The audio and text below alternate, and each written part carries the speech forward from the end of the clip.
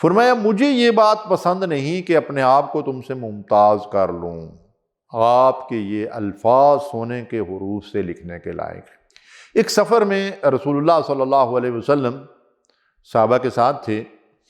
رات گزارنے کے لیے ایک جگہ پڑاؤ ڈالا اور نبی کریم صلی اللہ علیہ وسلم نے صحابہ کے ساتھ مل کر ان کا ہاتھ بٹایا، ان کی طرح کام کیا، اور انہوں نے جب اپنی اپنی باریاں تقسیم کر لی،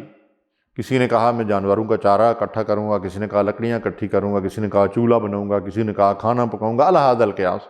تو اللہ کے رسول صلی اللہ علیہ وسلم نے فرمایا کہ میں لکڑیاں اکٹھی کر کے لاؤں گا۔ آپ ذرا سوچئے کہ امام الانبیاء سید المرسلین حبیب کبریا صلی اللہ علیہ وسلم اور آپ کے ساتھی، آپ کے اشاروں پہ جان نچھاور کرنے والے، ان کو کہاں یہ گوارا ہو سکتا تھا کہ رسول اللہ صلی اللہ علیہ وسلم ایسا کریں؟ انہوں نے رسول اللہ صلی اللہ علیہ وسلم سے فرمایا کہ ہم خادم موجود ہیں اس خدمت کے لیے، لیکن اللہ کے نبی صلی اللہ علیہ وسلم نے کیا فرمایا؟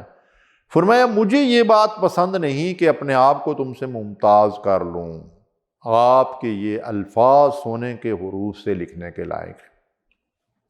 کیسی زندگی تھی اللہ کے نبی صلی اللہ علیہ وسلم کی۔ غزوہ خندق، جس میں ایک طویل خندق کئی دنوں تک اس کی کھدائی ہوتی رہی، اس میں صحابہ کے ساتھ مل کر مٹی اٹھا کر باہر پھینکتے تھے رسول اللہ صلی اللہ علیہ وسلم۔ جو سخت چٹان آتی تھی اس کو نبی صلی اللہ علیہ وسلم توڑتے تھے۔ اور ایک دن بھوک سے نڈال ہو کر ایک صحابی آئے اور انہوں نے اپنا کرتا اوپر اٹھایا اور پیٹ کے اوپر بندھا ہوا پتھر دکھایا، تو اللہ کے رسول صلی اللہ علیہ وسلم نے پیران مبارک اوپر اٹھایا تو پیٹ کے اوپر 2 پتھر بندھے ہوئے تھے۔ آج جس دور سے میں اور آپ گزر رہے ہیں، ہماری جو قیادت ہے، ہمارے جو قائدین ہیں، ہمارے جو رہنما ہیں، وہ دینی رہنمائی کیوں نہ ہو، اس اسوہ کا کوئی عکس ان کی زندگی میں پایا جاتا ہے۔ اور آج کے قائدین،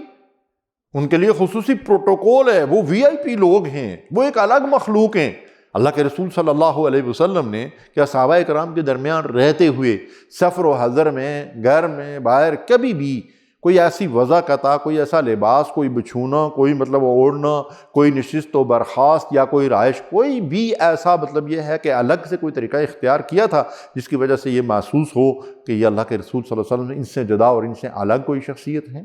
اگر نبی صلی اللہ علیہ وسلم صحابہ کے ساتھ کسی مجلس میں تشریف فرما ہوتے اور کوئی آدمی اجنبی آتا تو اسے آ کر پوچھنا پڑتا تھا کہ تمہارے درمیان اللہ کے رسول صلی اللہ علیہ وسلم کون ہیں۔ آج اگر کہیں پہ کوئی مجلس ہو، یعنی قائد اور رہنما اور لیڈر وہاں بیٹھا ہوا ہو اور ساتھ میں یہ ہے کہ باقی لوگ بھی ہوں، تو اجنبی آدمی کو یہ پوچھنے کی ضرورت پڑے گی کہ آپ کا قائد کون ہے، لیڈر کون ہے؟ اس کی وضع قطع، اس کا لباس، اس کی کر و فر، اس کی نشست، اس کی گاڑی، اس کا خاص پروٹوکول، وہ سب کچھ ہانکے پکارے یہ گواہی دے رہا ہے کہ یہ قائد ہے، یہ رہنما ہے۔ ہم نے اسوہ رسول کو چھوڑ دیا ہے، ہم نے نبی صلی اللہ علیہ وسلم کی تعلیمات اور آپ کے اسوہ کو اپنانا جو ہے وہ چھوڑ دیا ہے۔